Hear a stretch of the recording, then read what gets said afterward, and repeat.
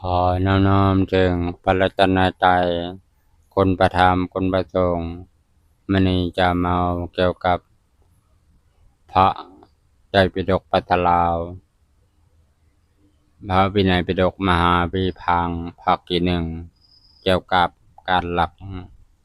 ภิกขุหันลักแล้วมึดกว่าเป็นพระ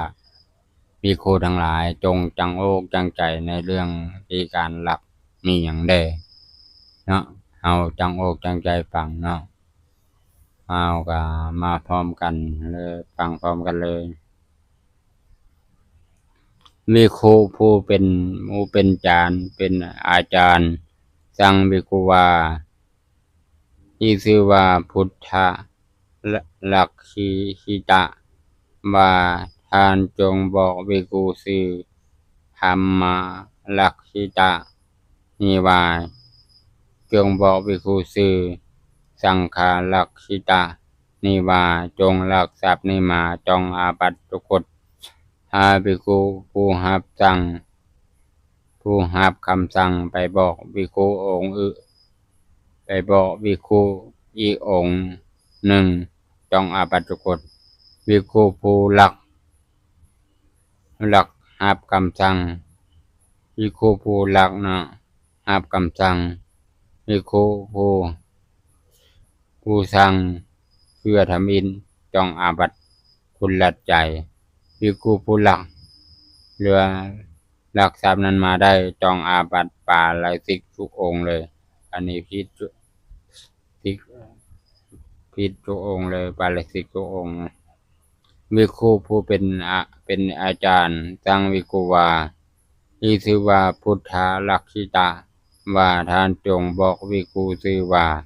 ธัมมาลักขิตะนี้ว่าจงบอกภิกขุชื่อว่า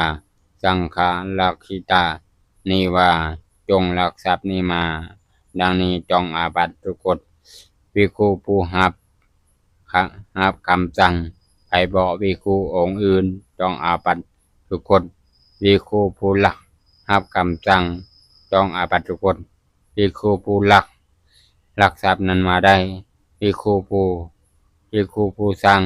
จงอาบัติภิกขุผู้สั่งเพื่อทำอินบ่จงอาบัติภิกขุผู้สั่งต่อและภิกขุผู้ลักจงอาบัติปาราชิกภิกขุสั่งภิกขุว่าจงลักทรัพย์นี้มาจงอาบัติทุกกฎภิกขุผู้รับคำสั่งแล้วกลับมาบอกว่าข้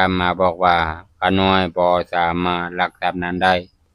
ผู้สั่งจึงสั่งอีกว่าจงลักทรัพย์นั้นมาจงลักทรัพย์นั้นในเวลาที่ท่านสามารถจะลักได้จงอาบัติทุกกฎภิกขุผู้รับคำสั่งลักทรัพย์นั้นมาได้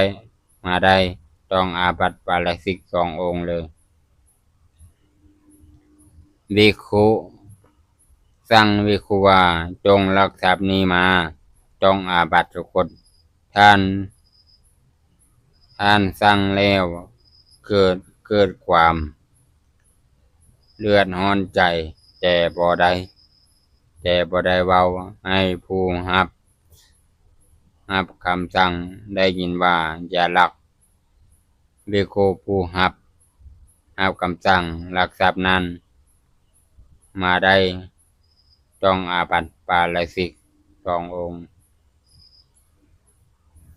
ภิกขุสั่งภิกขุว่า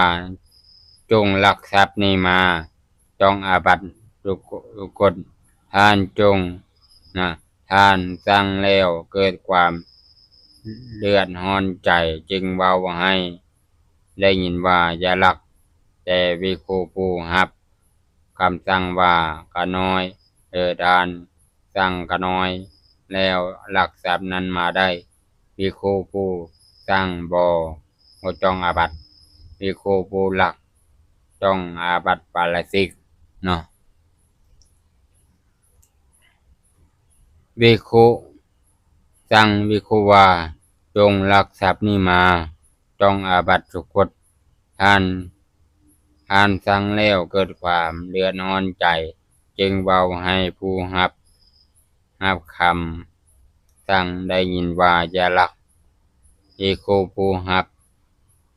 บคำสั่งนั้นรับว่าดีแล้วจึงหมดเวรบ่ต้องอาบัติ2 องค์อันนี้ก็เกี่ยวกับการลักเนาะอันนี้ก็ขอโจะไว้เดี๋ยวนี้เนาะสาธุอนุโมทนาบุญกุศลที่ได้เข้ามาฟังในคลิปนี้จงให้เฮาฟังซ้ำๆให้จนกว่าจะเข้าใจเนาะอันบ่เข้าใจข้อใดก็สอบถามผู้รู้ผู้มีปัญญาเนาะเออ